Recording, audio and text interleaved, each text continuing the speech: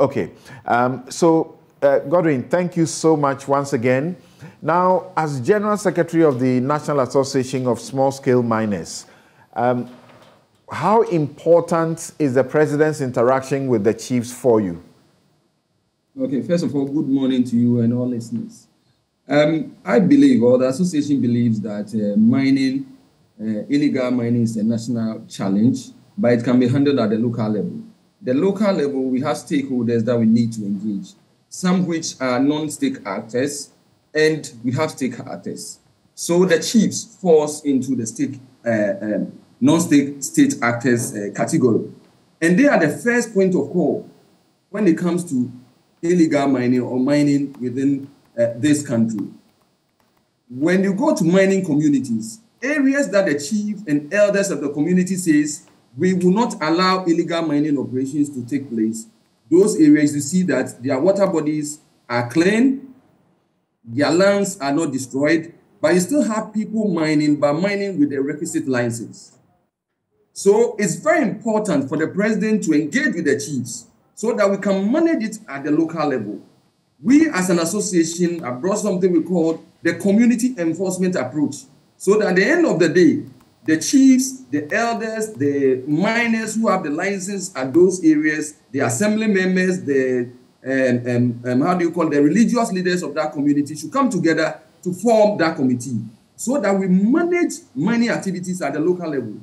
What we intend also doing is to let Minerals Commission, let those members in the committee have the licenses of people who have applied. That's the legal licenses who need to be operating in those communities. So that then the chiefs and the elders of the communities will know. So if somebody comes and says that I'm mining in this community and I'm coming from A, B, and C, they will check the list of miners who are in their community for them to know that this person belongs to people who have been issued with licenses or not.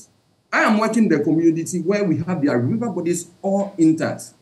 That's Samine near Usino. In that community, there is no way that you can come and do illegal mining there because they have a committee in place. If the river body if it's polluted a little, they will come and find out where. Because they say we want mining to take place in our community to give job opportunities for our people, but we never compromise on the environmental issues in the community. So clearly, President meeting them is the first point of call. Secondly, when it comes to the district chief executives and the municipal and the metropolitan chief executives, they also have a role to play at the grassroots. But the evidence is clear that most of them are sleeping on their jobs because you see a lot of people moving within their communities and they don't seem to care. So you see pollution at the highest level, and they are the head of the district mining committees. And they are not doing anything. So the KPIs that I remember during the interministerial committee, the points in lifting the small-scale ban, they brought that these chief executives will be measured based on their performance on the ground and how they handle mining issues within their communities. I don't know why we are not implementing that. If we implement that, a lot of DCs will not be on their jobs. Most of them are sleeping. So they are making it very difficult for the Ministry of Lands and Natural Resources to work. Because we decentralize the process, everything has been given to them for them to function, but they are not functioning. But as an association, we believe that at the local level, if we are able to enforce the laws there, at the end of the day, the issue of illegal mining will be of the past. Is Akonta Mining a member of your association? Small-scale miners are not issued licenses to operate within the forest reserves. And every license that is issued, you have coordinates. If you go beyond your coordinates... No, wait. The ministry said, as a matter of a fact, that he does not have, or it does not have license to mine in the forest reserve. Even though the deputy minister here was talking about the ministry saying an allegation, the question of not having a license to mine in the forest reserve was not an allegation. The minister was very categorical that that is a statement of fact.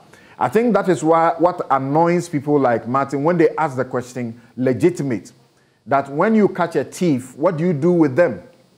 You don't go telling us about the thief when you have the power to arrest them.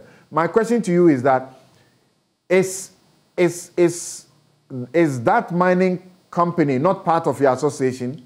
No, that mining company is not part of our association. It's a large-scale operation. And it's only large-scale companies that are issued permit to work in the forest reserve. Okay. That's what I'm saying. Even with small-scale mining, if your license is site-specific, so you have boundaries that you're working with coordinates. So if you move away from your coordinates and extend your operation to where you are not issued the license, you are operating illegally.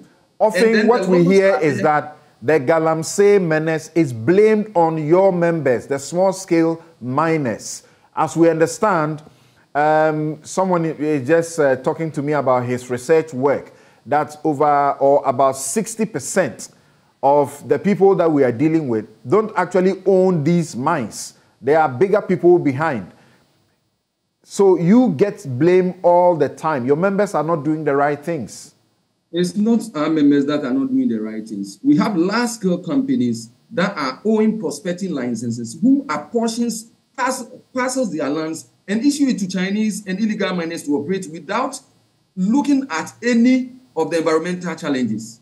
And because we are operating as small-scale miners legally and we are doing our job, people don't even understand that somebody may have a prospecting license who is not supposed to work but to do prospecting, but most of them are parceling it out.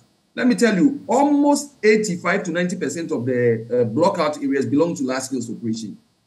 So most of the illegality happens in prospecting and recognizance licenses holders. And that is where I think as a nation we should focus. These people that we grant them these prospecting licenses and all that, some can be there for as long as possible. And what they do is, let me take it and issue it for people to mine in, for me to take percentages. And that is what is causing the problem. They have large areas, 130, 80 square kilometers, whatever kilometers. Small scale is only 25%, 25 acres that is given. That qualifies you to be a small scale mine.